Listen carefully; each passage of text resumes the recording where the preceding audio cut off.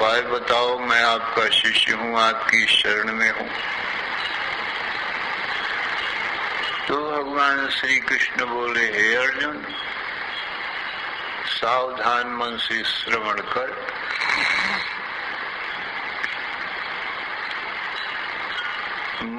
मैं ही ऐसा हूँ, मैं सदरूप चिद्रूप आनंद रूप हूँ, मैं ही परम कल्याण रूप हूँ,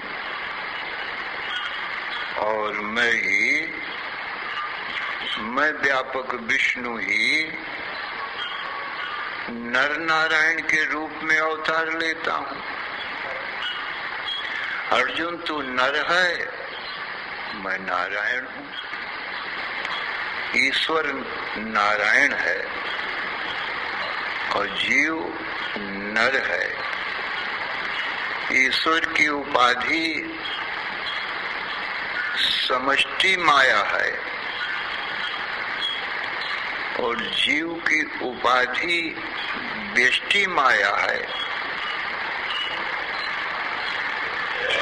इन व्यष्टि समष्टि रूप उपाधि माया में वो जो व्यापक सच्चिदानंद घन ब्रह्म है, उसी को विष्णु कहते हैं।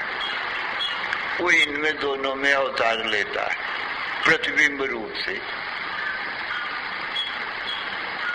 तो विद्या रूप माया में, समष्टि माया में जो व्यापक विष्णु का प्रतिबिंब पड़ गया, उसका नाम नारायण हुआ। चराचर जगत की उत्पत्ति, पालन, संहार करता है और अपने शुद्ध ब्रह्म स्वरूप से इनको धारण भी करता है, अधिष्ठान रूप भी है।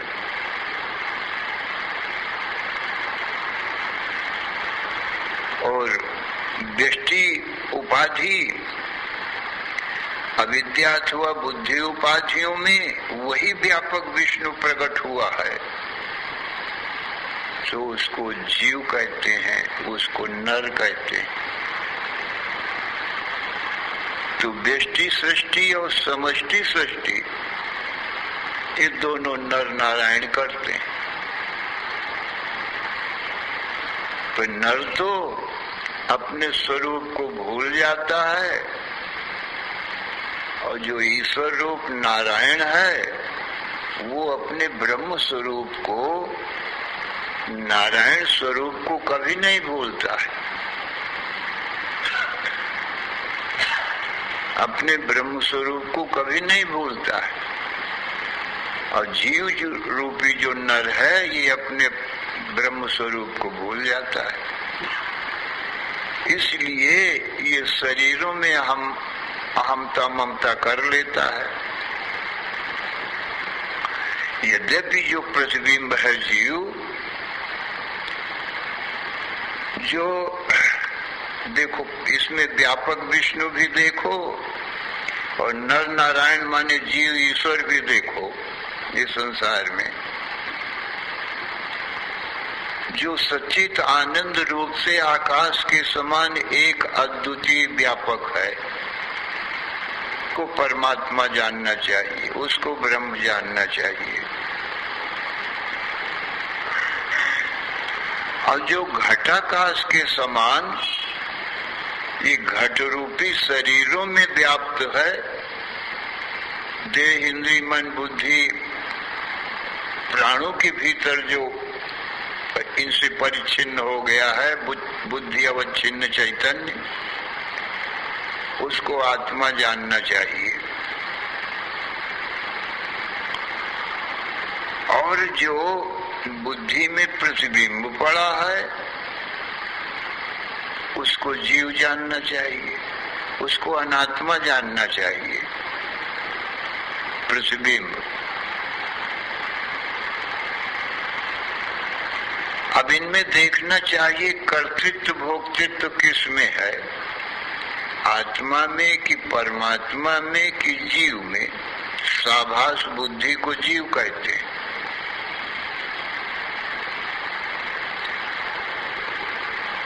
तो भगवान राम ने रामावतार में हनुमान जी ने यही प्रश्न किया था कि मेरे कल्याण का उपाय बताओ, तो भगवान राम ने हनुमान जी को ऐसा बताया था। ततो रामः स्वयं प्राह हनुमन्तं उपस्थितं शृणु तत्त्वं प्रवक्ष्यामि आत्मानात्म परात्मनाम् आकाशस्य यथा भेदो दृश्यते त्रिविधो महान् जलाशये महाकाशस्तदवच्छिन्न एव हि पृथिवीम्बाख्यमपरं दृश्यते त्रिविधं नभः। ये दृष्टांत दिया। तो भगवान राम ने कहा, हनुमान तुम सुनो अपने कल्याण की बात। आत्मा, परमात्मा और अनात्मा, ये तीन तत्वों को मैं बताता हूँ। तीनों बातों को अच्छी तरह से समझ लो। तो आकाश का उदाहरण दिया, आकाश से यथा भेदो दृश्यते त्रिविधो महान। हे हनुमान, जैसे आकाश के महान तीन भेद दिखाई पड़ते हैं। वो तीन भेद कौन है? कहा, एक तो महाकाश प्रसिद्ध ही है, प्रथम महाकाश है,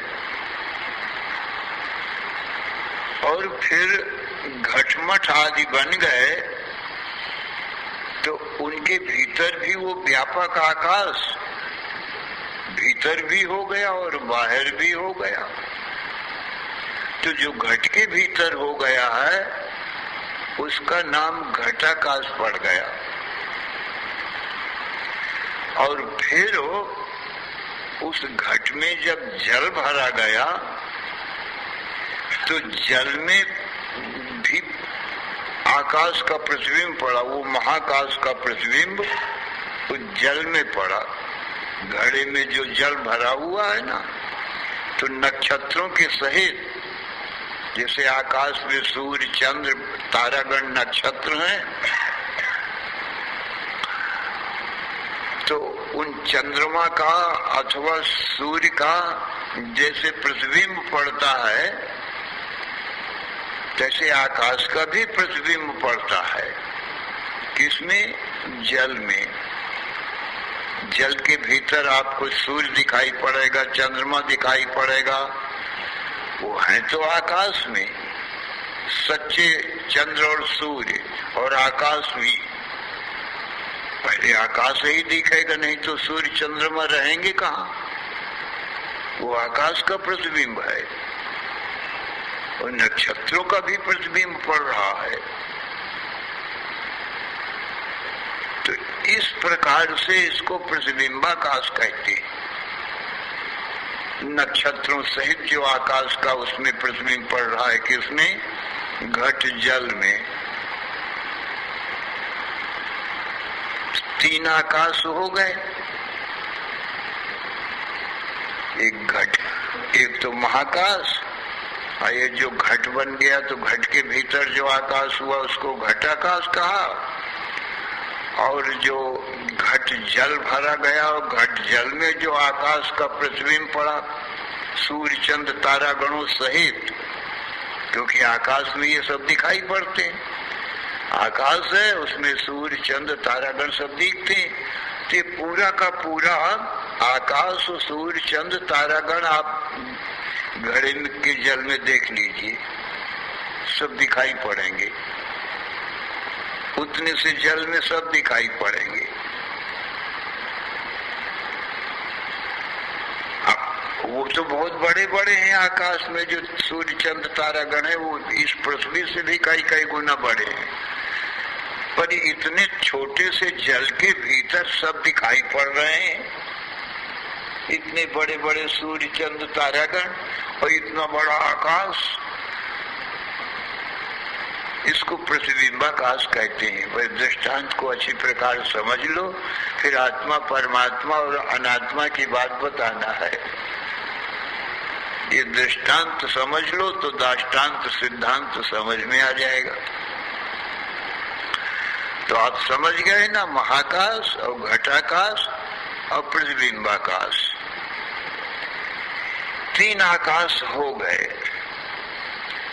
इसमें जो घटाकाश और महाकाश है वो तो सत्य है, केवल घट उपाधि के भीतर आ गया है,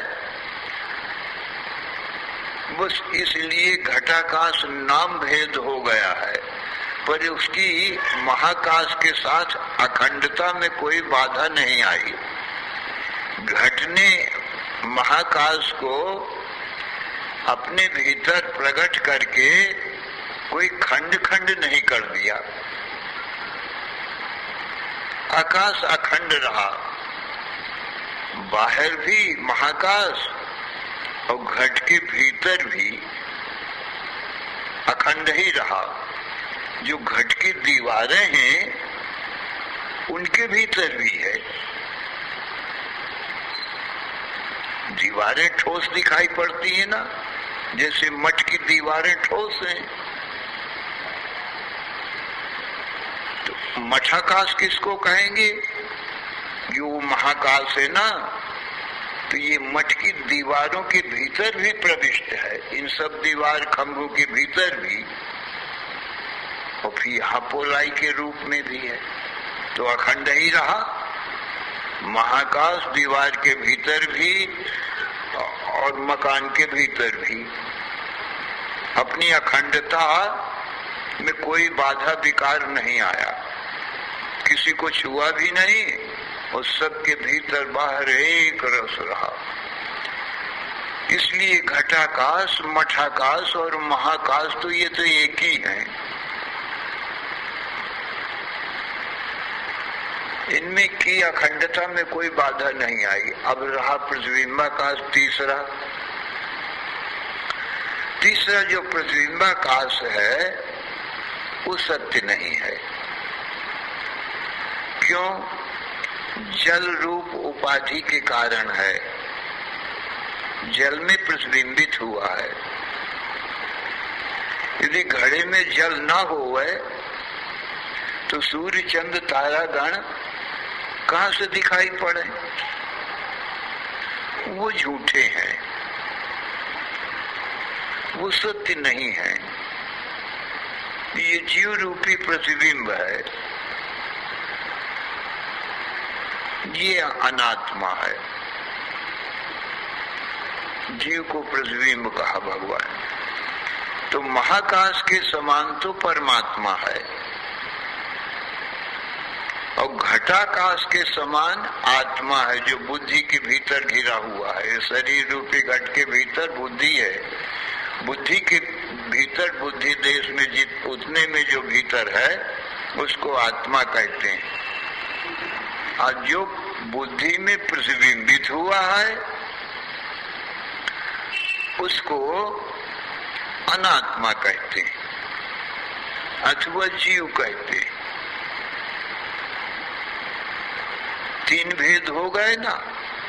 इनमें आत्मा परमात्मा तो अखंड ही रहे, केवल शरीर बुद्धि रूपी घट उपाधि ही भेद है। वास्तविक तो अभेद है, विष्णु व्यापक है, ब्रह्म, उसकी अखंडता में कोई बाधा इस बुद्धि ने शरीर ने कुछ नहीं किया। भीतर बाहर एकदम परिपूर्ण है। इसलिए आत्मा और परमात्मा तो हे हनुमान बिल्कुल एक ही रहा। आत्मा परमात्मा का मुख्य समानाधिकरण है, निर्विकार बिल्कुल, माने एकत्व है, मुख्य रूप से एकत्व है। अब वो जो जीव है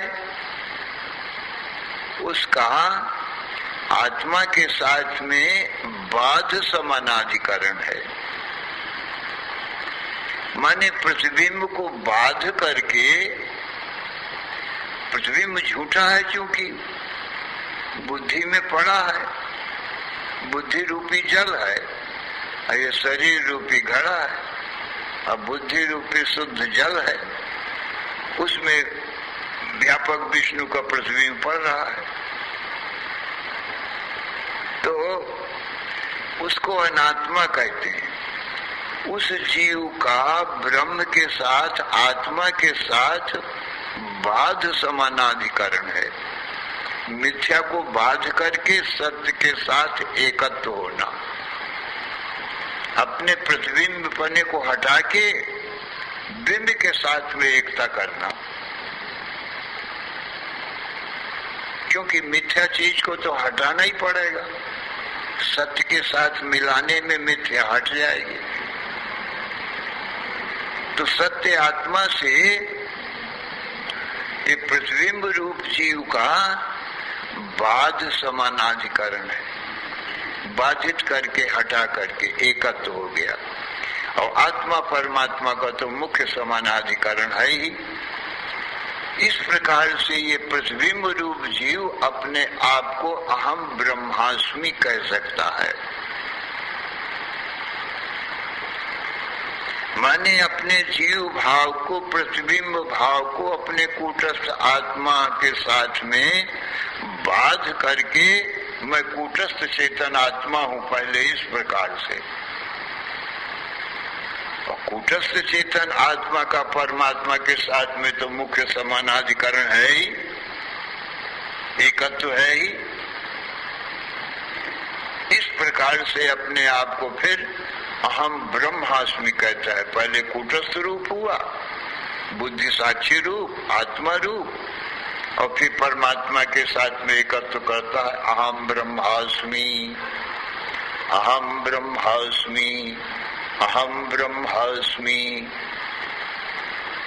तो ये जो अहम है, ये चिदाभास, इस अहम को उसने बुद्धि में नहीं लगाया और मन में नहीं लगाया, उसके साथ नहीं जोड़ा, क्योंकि उसमें तो प्रतिबिंबित हुआ है खाली ना।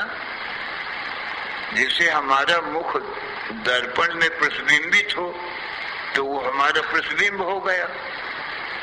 सच्चे मुख का शीशा में प्रतिबिंब पड़ा और मैं बिंब रहा सच्चा मुख। तो उस प्रतिबिंब का शीशा तो स्वरूप हो नहीं सकता, उसका जो सच्चा स्वरूप होगा, बिंब रूप हमारा सच्चा मुख ही होगा।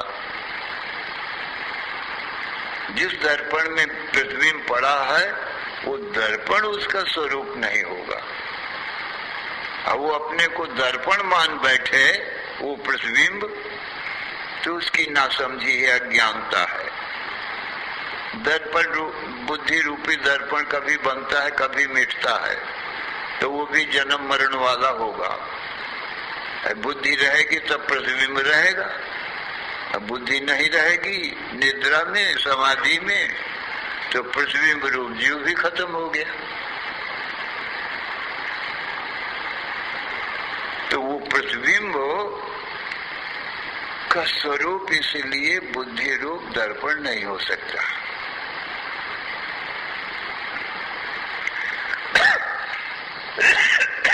मन नहीं हो सकता, फिर बुद्धि से मन होता है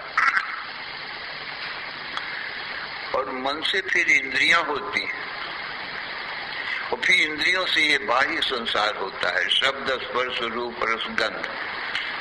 ये पंच विषय रूप बाहर का संसार है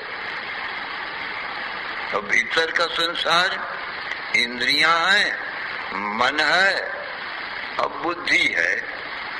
अब बुद्धि में पड़ा मैं प्रतिबिंब हूं और फिर बुद्धि से ऊपर कहा वही आत्मा है, शुद्ध है आत्मा, जो घटाकाश के समान है, जो बुद्धि को छूता नहीं। यो बुद्धि परतस्तु सा।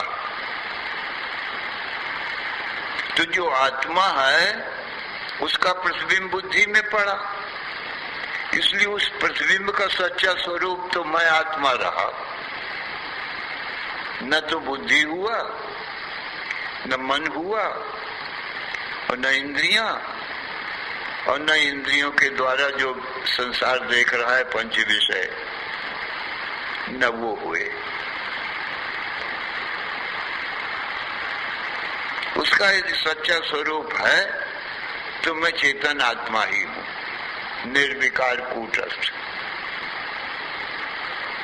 और यदि यही जीव अपने आप को बुद्धि, मन, इंद्रिय अथवा यह स्थूल शरीर, स्त्री पुरुष आदि मान बैठेगा, इसको जन्म मरण का भय होगा, ये बंधन में आ जाएगा। जीव आत्मा तो नित्य मुक्त है, जीव का बुद्धि का साक्षी है, उसको तो बंध मोक्ष है नहीं। अब ये जीव का ही बंध मोक्ष है, पर वो भी जो अपने को बुद्धि, मन, इंद्रिय अथवा शरीर मान बैठे तब, और जो अपने को बिंब ही मानता रहे कि भी मेरा सच्चा स्वरूप मुझ प्रतिबिंब का तो बिंब है, बिंब से मैं प्रकट हुआ हूं, इसलिए मेरा सच्चा स्वरूप तो बिंब ही हो सकता है। और जिसमें मैं प्रतिबिंब पड़ा हूं, ये तो मेरे प्रकट होने का केवल साधन मात्र है, दर्पण मात्र है। तो मैं दर्पण कैसे हो सकता हूँ? दर्पण जल है और मैं चेतन का प्रतिबिंब, चेतन रूप हूँ। इसीलिए जीव में थोड़ा ज्ञान होता है, तो ज्ञान का प्रतिबिंब है ना, आत्मा ज्ञान रूप है, बुद्धि का साक्षी है, इसलिए ज्ञान रूप है। अब बुद्धि तो जड़ रूप है, वो दर्पण रूप है। तो जीव का स्वरूप जड़ बुद्धि नहीं हो सकती, चेतन आत्मा ही हो सकता है। चेतन का प्रतिबिंब चेतन है। इसलिए जीव जब बुद्धि में, मन में और इंद्रियों में और शरीर में अभिमान करता है, मन यही बन बैठता है कि मैं देह, इंद्रिय, मन, बुद्धि, प्राण हूं, तब इसको जन्म मरण का बंधन होता है। क्यों? बुद्धि जो है समझ, बुद्धि, व्यष्टि बुद्धि यही सब संसार रचती है, मन, इंद्रिय और बाहर का संसार। और समष्टि बुद्धि वो समष्टि संसार की रचना करती है। और दोनों में जो प्रतिबिंब है, वो समष्टि बुद्धि में जो प्रतिबिंब है वो तो ईश्वर है, वो समष्टि संसार की रचना करता है। और एक एक जो बुद्धियां हैं व्यष्टि, इसमें जो प्रतिबिंब है ये नर है, माने जीव है। और समष्टि बुद्धि उपाधि वाला वो नारायण है, माने ईश्वर है। ये नर नारायण के अवतार कौन है? भगवान विष्णु ही जीव और ईश्वर के रूप में है, प्रतिबिंब रूप से। इन जीव और ईश्वर रूपी दोनों प्रतिबिंबों का सच्चा स्वरूप तो नारायण ब्रह्म ही है।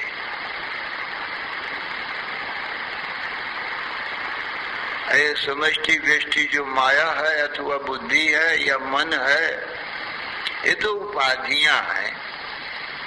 इनमें तो खाली प्रकट हुआ है, अवतार लिया है, माने प्रतिबिंब रूप से उतर आना, प्रकट हो जाना, यही अवतार है। इसलिए व्यापक विष्णु के ही ईश्वर जीव माने नर नारायण अवतार हैं। तो अर्जुन जो है वो जीव है, नर है। तो सभी जीव अर्जुन रूप है, नर रूप है। और समष्टि बुद्धि स्वरूप, समष्टि माया उपाधि वाला श्री कृष्ण ईश्वर है। वही उस समष्टि बुद्धि रूप उपाधि वाले उनको नारायण कहा जाता है। तो नर और नारायण ये दोनों किसके अवतार हैं? व्यापक विष्णु के। व्यापक विष्णु सच्चिदानंद ब्रह्म और प्रतिबिंब रूप अवतार हुए। अब जब अंतर ध्यान होंगे तो कहाँ होंगे? उसी व्यापक ब्रह्म में। अरे प्रतिबिंब जैसे उपाधि हट गई, शीशा हट गया, तो वो प्रतिबिंब कहाँ जाएगा? हमारा तुम्हारा जो मुख दिखाई पड़ता है शीशा में, यदि शीशा हट जाए तो वो कहाँ जाएगा? वो हम ही में समा जाएगा, क्यों? अपना ही प्रतिबिंब था।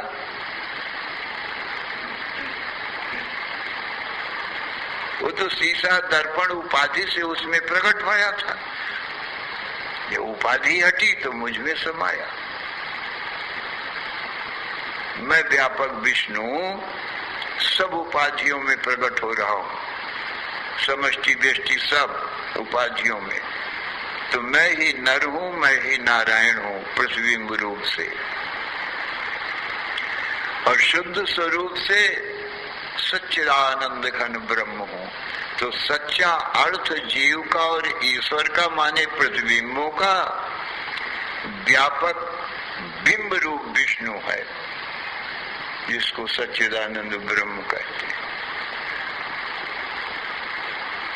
तो शुद्ध स्वरूप तो ब्रह्म हुआ, और जीव ईश्वर दोनों को बाध करके, क्योंकि प्रतिबिंब रूप है, इनको बाध करके जीव का कूटस्थ के साथ, ईश्वर का ब्रह्म के साथ में बाध समानाधिकरण है। इसी को भाग त्याग लक्षणा करते हैं। मिथ्या भाग का त्याग करके सत्य के साथ में एकत्व होता है। क्योंकि प्रतिबिंब मिथ्या है, उसका बाध हो सकता है। अब बिंब तो सत्य है, वो तो हटाया नहीं जा सकता, उसका तो बाध नहीं हो सकता है। मिथ्या का ही बाध हो सकता है। तो जिन माया रूप उपाधि में, माया विद्या रूप बुद्धि रूप उपाधियों में ये प्रकट होया है, वो भी मिथ्या ही है। जो जीव और ईश्वर की पत्नियां कहलाती हैं, व्यष्टि समष्टि माया, विद्या विद्या माया, इन्हीं पत्नियों से तो ये जीव पैदा करता है ये संसार और ईश्वर की। जैसे बुद्धि में जो प्रतिबिंब प्रकट हुआ, तो बुद्धि में बल आ गया, हलचल आ गई, नहीं तो जड़ है बुद्धि, उसने मन रूपी पुत्र पैदा कर दिया। अब मन में भी तो प्रतिबिंब बराबर बना, जैसे बुद्धि में तैसे मन में। मन में भी प्रेरणा हुई, हलचल हुई, उसने इंद्रियां पैदा कर दिया। माने आप ही बनते चले जा रहे हैं, यही पैदा करना है, और कहां से पैदा करेंगे? बुद्धि ही मन बन गई। मन में भी मैं व्यापक हूँ, प्रतिबिंबित हूँ।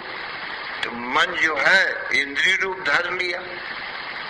अब इंद्रियों में भी मैं बराबर व्यापक हूँ, प्रतिबिंब रूप से भी।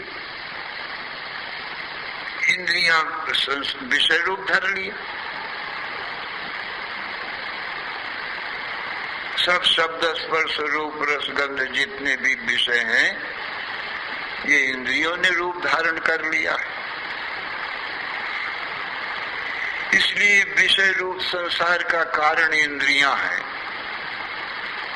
इंद्रियों का कारण मन है, मन का कारण बुद्धि है।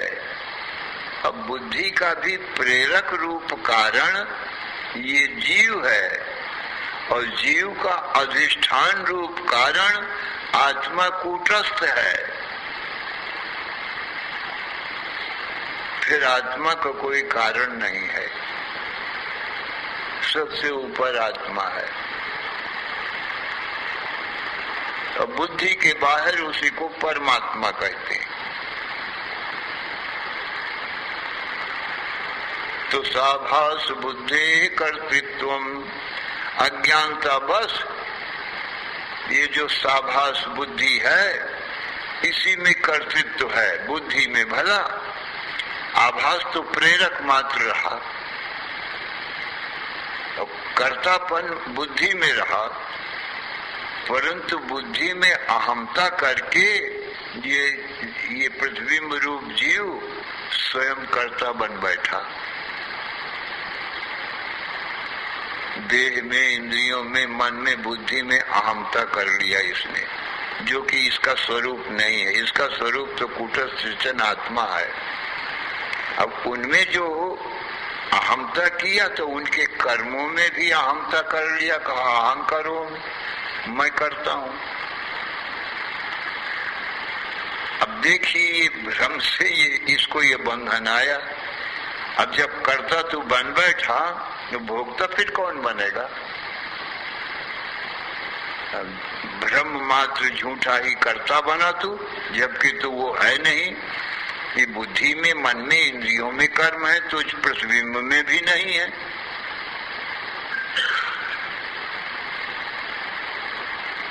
तू भी जैसा बिंब है तैसा प्रतिबिंब है। बुद्धि की हलचल से तेरी हलचल थोड़ी होती है। जैसे कोई तालाब के किनारे या नदी के किनारे कोई वृक्ष खड़ा है तो वृक्ष तो अचल है, वो तो चलता नहीं है। जल बह रहा है, जल चल रहा है। नदी का जल चलता हिलता है, अथवा तालाब का भी जल हिलने लगता है जब हवा चले तो तालाब का जल भी लहरें लेने लगता है। भला तो वृक्ष तो अचल है। अब वृक्ष का प्रतिबिंब उल्टा पड़ रहा है, किसमें? जल में। वृक्ष सीधा है, आप जल के भीतर देखोगे उस वृक्ष का प्रतिबिंब आपको दिखाई पड़ेगा, एक वृक्ष और दिखाई पड़ेगा, पर वो उल्टा है। नीचे को शाखा है, ऊपर को मूल है, जड़ उसकी ऊपर। अब पृथ्वी के ऊपर जो खड़ा है जल, उसकी शाखा ऊपर है, मूल नीचे है, जड़ नीचे है। और जल में जो प्रतिबिंब पड़ा, वो जो किनारे, जल के किनारे खड़ा है वृक्ष, उसकी जड़ ऊपर है और शाखा नीचे है। और जब जल हलता है ना, तो वो प्रतिबिंब भी हलता हुआ दिखाई पड़ता है जल के हिलने से। असली में जैसे वृक्ष अचल है, तैसे उसका प्रतिबिंब भी अचल है। वृक्ष हिले डुले तो प्रतिबिंब को हिलना चाहिए। जब वृक्ष अचल है तो प्रतिबिंब भी अचल है। तो हिलता कौन है? जल। अब जल के हिलने से प्रतिबिंब हिलता हुआ दिखाई पड़ता है। देखने वाले देखते हैं कि प्रतिबिंब भी हिल रहा है। विचार करके देखो तो जल ही हिलता है, प्रतिबिंब नहीं हिलता है। न बिंब रूप वृक्ष हिलता है, न उसका प्रतिबिंब ही हिलता है। जल के हिलने से प्रतिबिंब में हिलना पड़ा मालूम पड़ता है। अब वृक्ष में तो बिल्कुल नहीं मालूम पड़ता, वो तो अचल ही है। पर प्रतिबिंब में भी वो भी अचल है। भ्रम से जल के हिलने से प्रतिबिंब हिलता हुआ नजर आता है। ऐसे ही बुद्धि रूपी जल में ही कर्म है, उसी में देह, इंद्रिय, मन, बुद्धि, प्राणों में ही ये सब हलचल है, कर्म है। और ये प्रतिबिंब रूप जीव में नहीं है, ये भी अचल है। परंतु ब्रह्मवश ये हिलते हुए जल के समान जो बुद्धि, मन, इंद्रिय हैं, इनको जब इसने अपना रूप माना, अपने स्वरूप को भूला, आत्मा को, तो अनात्मा जो अपना स्वरूप नहीं है, उनको अपना स्वरूप मान बैठा, तो उनके कर्मों का आप कर्ता बन बैठा। माने अभिमानी बनने से कर्ता तो है नहीं, करते देह, इंद्रिय, मन, बुद्धि है। ये तो केवल अभिमान कर लिया कि मैं करता हूं, पर करते तो इसमें है नहीं, प्रतिबिंब में भी। अब भला बताइए, जो जानबूझ करके कहे कि मैं अच्छा बुरा कर्म किया हूं, तो फिर फल यमराज उसको फल देंगे। भी तू ही स्वीकार कर रहा है भाई। दूसरा कोई कहता, तेरे पर आरोप लगाता, तो उस पर विचार किया जाता, मुकदमा चलता कि भाई इसने कर्म किया है अच्छा बुरा कि नहीं किया है। साक्षी गवाही से उसका पूछताछ होती। पर जब वो मुलजिम स्वयं कहता है कि मैंने किया है, तो क्या करे, दंड देने वाले को भी लाचारी है, यमराज भी क्या करे। अब वो कहता है मैंने ये अच्छा किया है, इतना बुरा किया है। तो व्यर्थ में जानबूझ करके ये कर्ता भोक्ता बना है ये जीव, ये इसकी मूर्खता पर बनी जो 84 लाख योनियों का दुख उठाने लगा।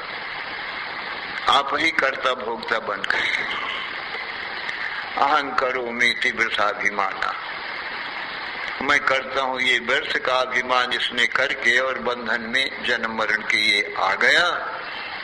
नहीं तो ये सारे कर्म धर्म जैसे जल हिलता है वायु से, तैसे ही माया से देह इंद्रिय मन बुद्धि यही सब कर्म कर रहे हैं, हिल जुल रहे हैं। प्रतिबिंब भी ज्यों का त्यों है, वो भी अचल है और उसको अभिमान करना चाहिए। कब वो छूटे बंधन से, जब कूटस्थ हो हम आत्मा, हम मैं आत्मा हूँ, सच्चिदानंद स्वरूप ब्रह्म हूँ, ये अहम भाव करे, अपने आप को ब्रह्म रूप जाने तो मुक्त हो जाए। और देह इंद्रिय मन बुद्धि रूप अपने को जानेगा और इनके कर्म को अपने कर्म मानेगा तो जन्म मरण से ये नहीं छूट सकता है, चाहे अनंत जन्म बीत जाए। उस ज्ञान अज्ञान से ही बंध मोक्ष है सज्जनों। ये जीव की ये भूल है, ये अज्ञानता है जो अपने को देह इंद्रिय मन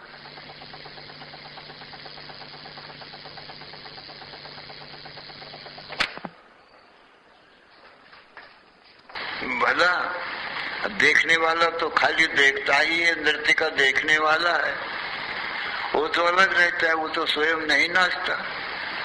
परंतु ये जो जीव था ये आया तो तमाशा देखने के लिए। देह इंद्रिय मन बुद्धि प्राण ये नटनी है, माया है, ये अपने नाना प्रकार के कर्म रूप नृत्य कर रही है। अब ये देखने वाला अब ये बुद्धि के साथ में ही घुल मिल गया। नहीं तो देखता था बुद्धि के निश्चय अनिश्चय को, मन के संकल्प विकल्प को, ये सब देखने वाला था।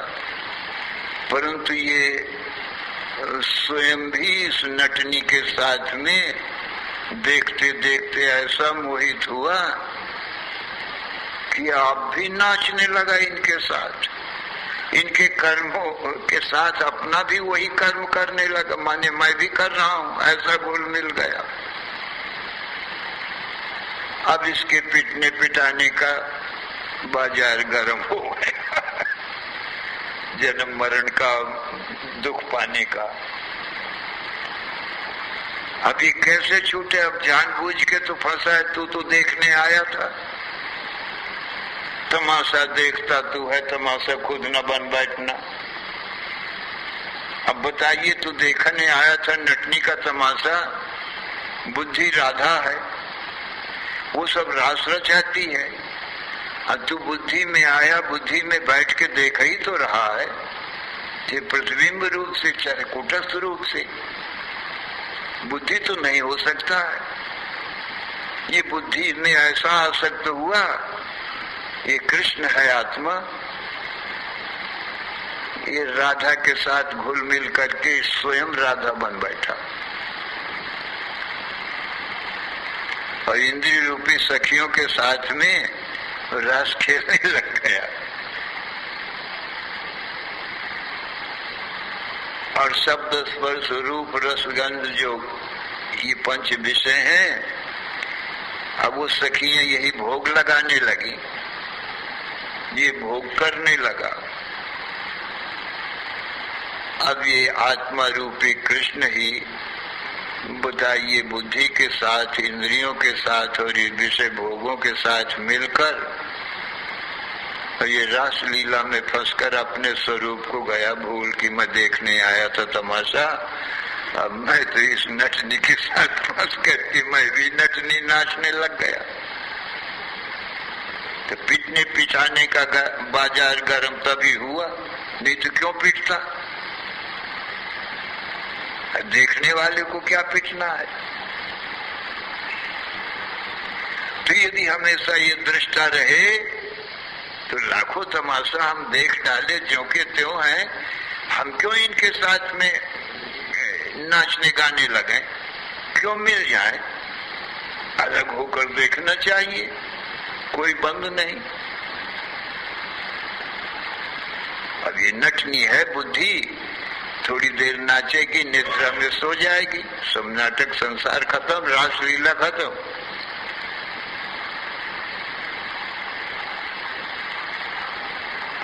अब मैं तो सदा ही कृष्ण, तो सदा ही आत्मा कृष्ण है, बुद्धि राधा रानी है, इंद्रियां सखियां हैं, शब्द आदि विषय भोग हैं। पर ये सारी रासलीला तो बुद्धि रूपी राधा की ही है ना। कृष्ण तो देखने वाला ठहरा, आत्मा तो देखने वाला ही ठहरा, इसका तो दृश्य से कोई संबंध नहीं है। अब इसने ऐसा ब्याह किया राधा रानी से, बुद्धि से, ये राधा ही बन बैठा। अब ये रासलीला में आप ही नाचने गाने लग गया, मिल घुल गया सब सखियों से, विषयों से, सब से। करता भोगता बन बैठा कि भाई मैं नाचता हूँ, गाता हूँ, बजाता हूँ, अच्छी बुरी कर्म करता हूँ। तो फिर भोगता कौन बने भाई? और जो करता है वही भोगता है, और जो करता नहीं वो भोगता भी नहीं। यही न्याय है। करे जो कर्म पाव फल, सोई निगम नीति इसका सब कोई। सब वेद शास्त्र पुराण रामायण और राजनीति और बहुमत सब यही कहते हैं भाई, जो कोई कर्म करे तो उसका फल भोगे। अब क्या किया जाए, जो और फिर वो अपने आप स्वीकार करे मैंने किया है, तो दूसरी गवाही की भी जरूरत नहीं।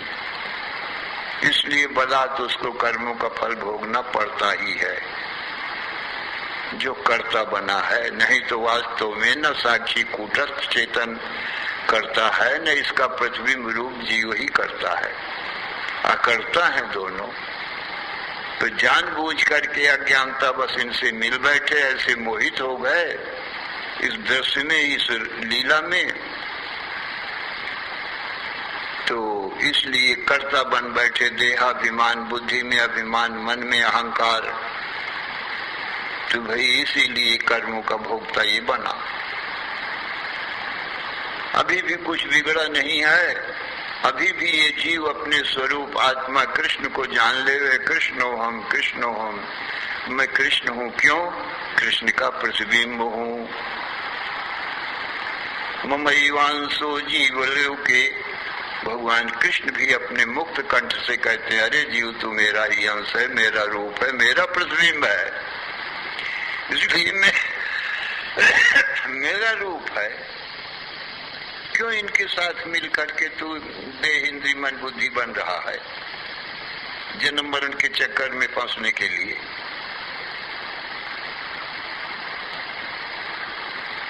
तब भी कुछ नहीं बिगड़ा है। जब भी जागे तभी सही, बहुत सोए और सोने में ये सपने का दुख उठाए। आत्मा कृष्ण को न जानना सोना है, तो ये सपने का संसार तैयार हुआ और इसका दुख हम सपने में भोगते रहे। अब जब भी जाग जाओ तभी दुख दूर, और बिना जागे तो दुख दूर नहीं होने वाला। जिन सपने सिर काटे कोई, बिन जागे दुख दूर न होई। जे जाने जग जाए हेराई, जागे यथा स्वप्न भ्रम जाई। ये जागृत जगत भी स्वप्न है, इसमें हमारा तुम्हारा स्वरूप ये देह इंद्रिय मन बुद्धि नहीं, क्योंकि इसके हम देखने वाले हैं। तो जागो, जो देखने वाला है वो कृष्ण कहता है मैं हूं। तो अपने दृष्टा स्वरूप में जागो, जागो तो दुख दूर, और सो तो सपने का दुख है। मोह निशा सब सो अनहारा, देखें स्वप्न अनेक प्रकारा। मोह निद्रा में माने अज्ञान निद्रा में ये जीव सो रहे हैं, नाना प्रकार का ये संसार स्वप्न देख रहे हैं और स्वप्न के शरीरों में अहमता ममता करके दुख पा रहे हैं। नहीं तो इसको ये माया कहाँ दुख देगी? माया तो छूती नहीं दृष्टा को। अब ये जानबूझकर माया को छेड़खानी करे, माया को छुए, तो माया का भी इसमें क्या दोष है? अरे अग्नि को जानबूझ के कोई छुए और जले तो इसमें अग्नि का क्या दोष है? और ऊपर से ये कहे कि अग्नि ने मुझको जलाया है। अरे भाई तू क्यों छूता है अग्नि को? तू नहीं छुआ, तू ही जला। अग्नि ने दौड़ के जलाया क्या तेरे को?